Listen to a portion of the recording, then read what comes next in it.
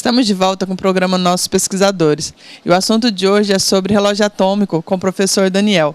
Professor, essa hora que a gente utiliza aqui é a mesma hora que é utilizada na Itália, na França, juntamente com o relógio Big Bang, que os franceses são os melhores, os londrinos são os melhores da hora.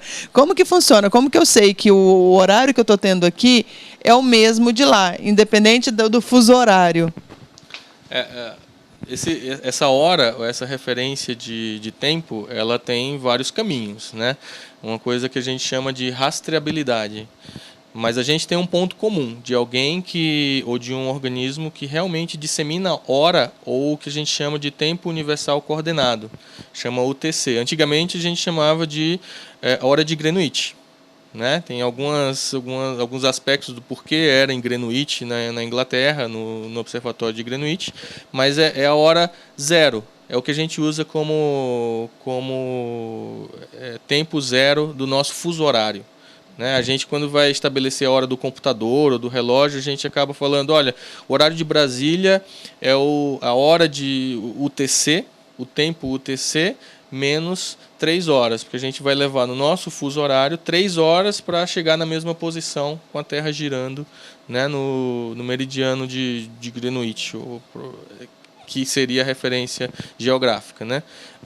Mas essa é uma hora disseminada, o ponto comum ele vem do BIPM, esse é o organismo que dissemina essa coordenada esse tempo universal coordenado, que é o Bureau Internacional de Pesos e Medidas.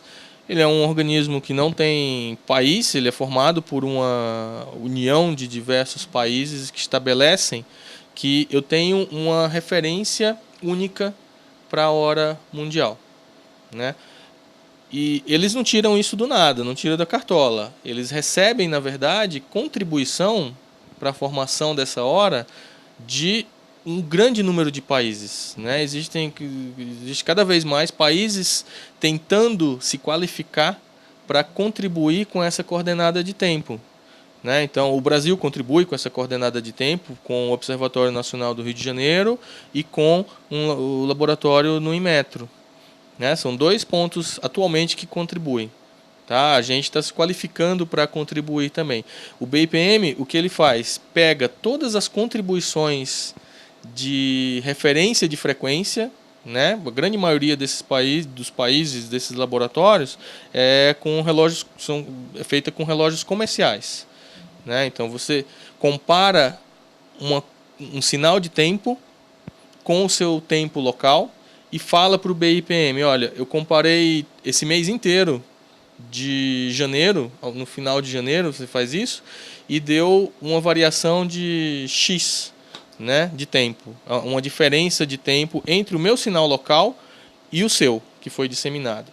Então ele toma todas essas contribuições de todos esses países e aí computa uma nova correção, ou uma nova coordenada para o tempo. E aí continua disseminando. E aí isso entra numa característica muito importante em como ele dissemina isso, como ele espalha isso ao redor do mundo.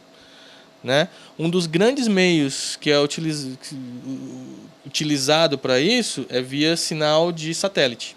Para isso volta o sistema GPS, né? Que a grande maioria usa para navegação, mas para essa hora mundial, ele é usado como disseminação de tempo universal coordenado. Não só o GPS. O GPS é um sistema em particular, né? Ele foi estabelecido nos Estados Unidos, né? E é mantido pelo Observatório Naval Americano. Mas existem outros sistemas, como o GLONASS, que é um sistema russo, que foi reativado, ele está em operação, são vários satélites também. Tem um sistema europeu, que é o Galileu, o sistema chinês, chamado de Beidou, né? Então, são vários satélites que compõem uma rede de comunicação, ou uma rede de disseminação de sinal, que pode ser usado para receber essa hora mundial. Né? No Brasil, quem certifica a hora, ou quem mantém a hora legal brasileira, é o Observatório Nacional do Rio de Janeiro.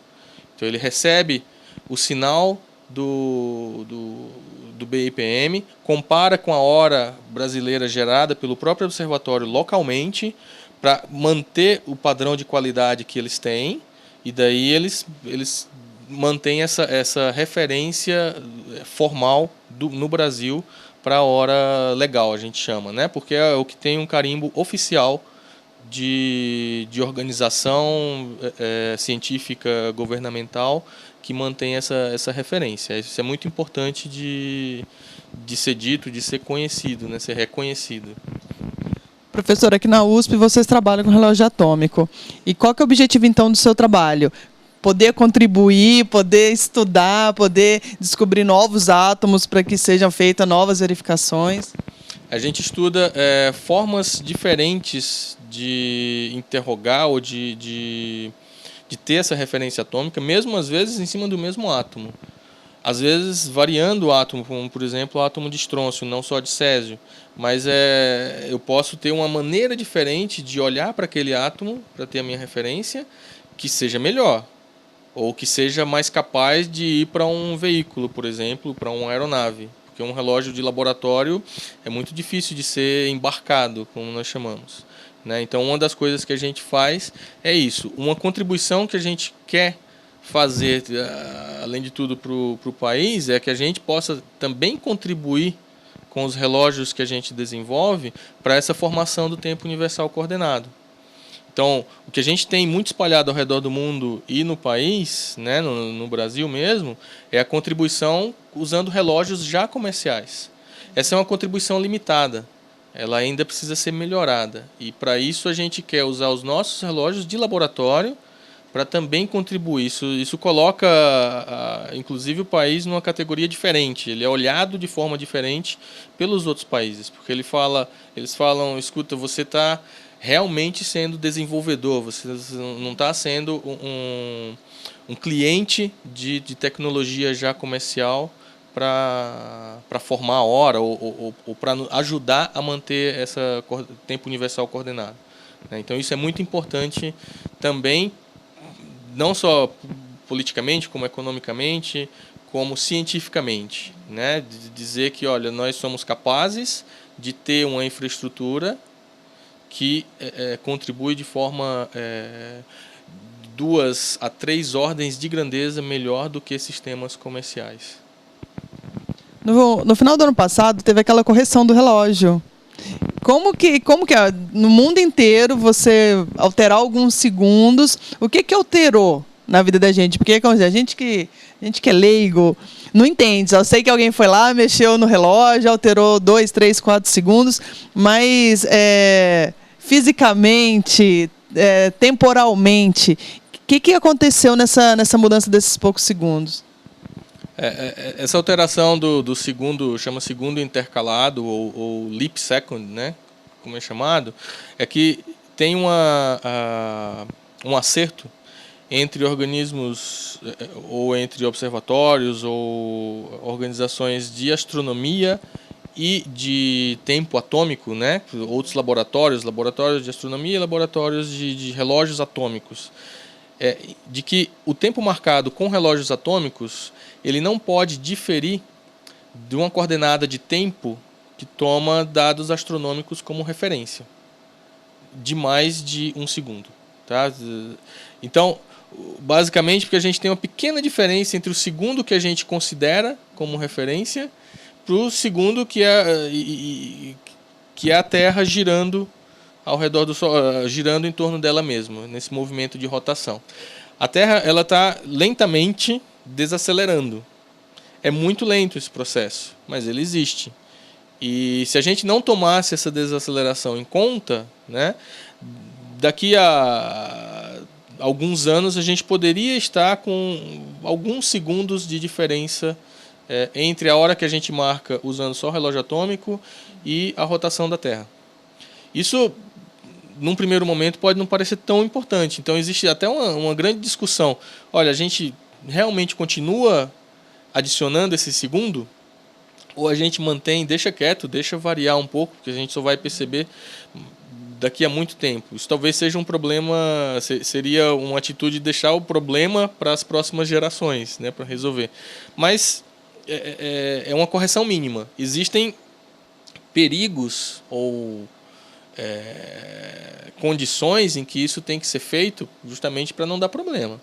Né? Numa transferência bancária que está sendo realizada na virada do dia, você poderia ter um problema de erro de computador e aí a transferência não ser realizada, algum vírus que se aproveite de uma hora errada marcada no computador para poder se valer de um mecanismo para entrar num sistema operacional, num computador, né? Então, isso tem que tomar um certo cuidado. Né? Uma grande discussão que há atualmente é qual que é não só vamos manter ou não essa correção, como qual seria a melhor forma de fazer a correção. Existem, assim, parece que cada um inventou uma forma diferente de fazer. Por exemplo, a mais conhecida e usada pelos laboratórios é de simplesmente na virada do dia, né, à meia-noite, adicionar um segundo. Então o primeiro segundo da meia-noite ele não existe. Né? Então criou-se um vazio ali. Mas outras pessoas ou outras organizações não gostam desse tipo de método. Então, o que alguns fazem, por exemplo, é deixar o segundo ligeiramente mais lento nas últimas horas daquele dia onde vai ser feita a transição. Só que isso é perigoso também, porque quer dizer que o tempo para você está passando mais lentamente. Então, existe toda uma discussão sobre metodologia e aí, na conclusão, é dizer, precisamos fazer a correção ou não? Isso ainda está em discussão. Enquanto isso, se usa a última decisão, que é de fazer a correção assim que ela atinge 0,9 de segundos. Então, ela nunca deixa passar de 1 segundo essa diferença entre o tempo astronômico relacionado à rotação da Terra, né, e o tempo marcado pelos relógios atômicos.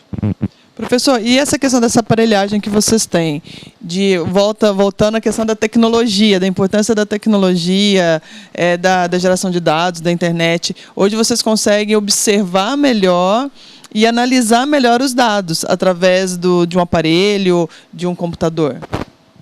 Sim, a gente usa quanto mais, não é que quanto mais tecnologia é melhor.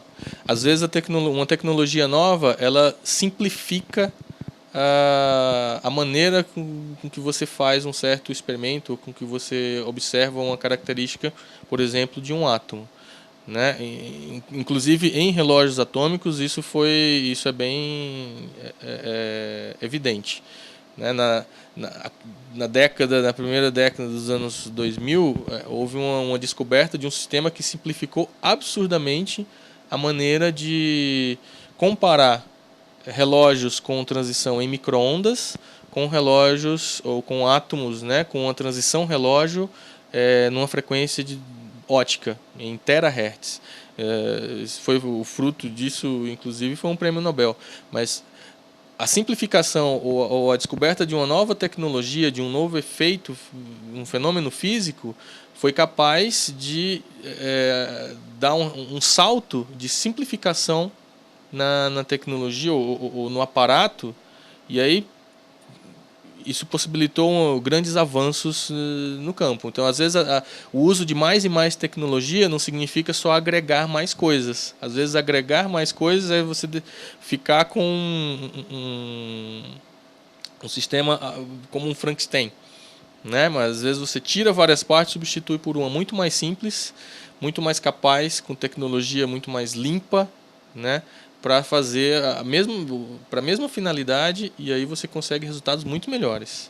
Mas é sempre necessário buscar novas tecnologias, novas maneiras de ver um mesmo efeito.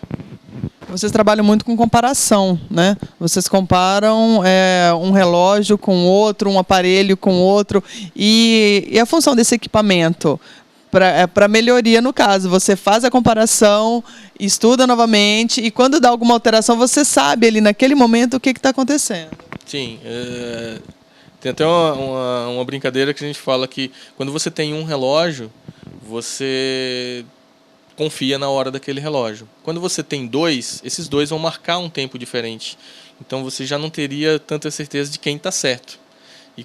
E aí você tem necessidade de um terceiro para tirar uma média, para tentar entender o que está acontecendo, quem está variando. Se você tem 2 relógios, qual deles está variando?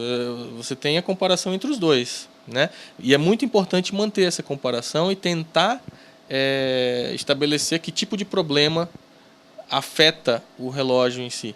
Muitas vezes você usa esse problema a seu favor, né? Se a gente sabe que o tempo marcado por um relógio ele muda por causa da altura que aquele relógio está com relação à Terra, eu posso usar esse relógio como um sensor de gravidade, porque eu vou ter um efeito conhecido que eu consegui mapear aquele efeito, e aí ele pode ser usado como um medidor de gravidade, né? Ele pode também acumular informação, acumular não, mas ele pode guardar uma informação, criptografar uma informação, para que eu possa transferir essa informação em segurança para outro lugar.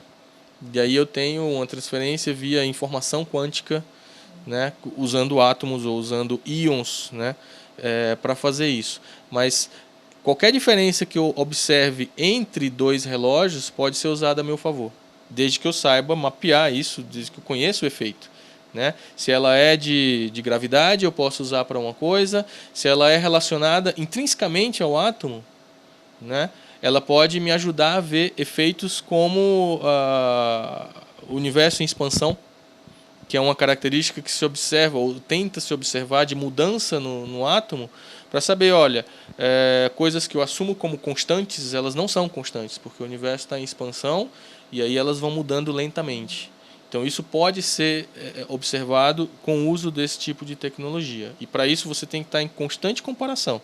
Não é uma comparação de 1 minuto, ela é de dias, meses, anos, de medidas intermitentes. Nós vamos agora para um breve intervalo. Daqui a pouco voltaremos mais com nossos pesquisadores.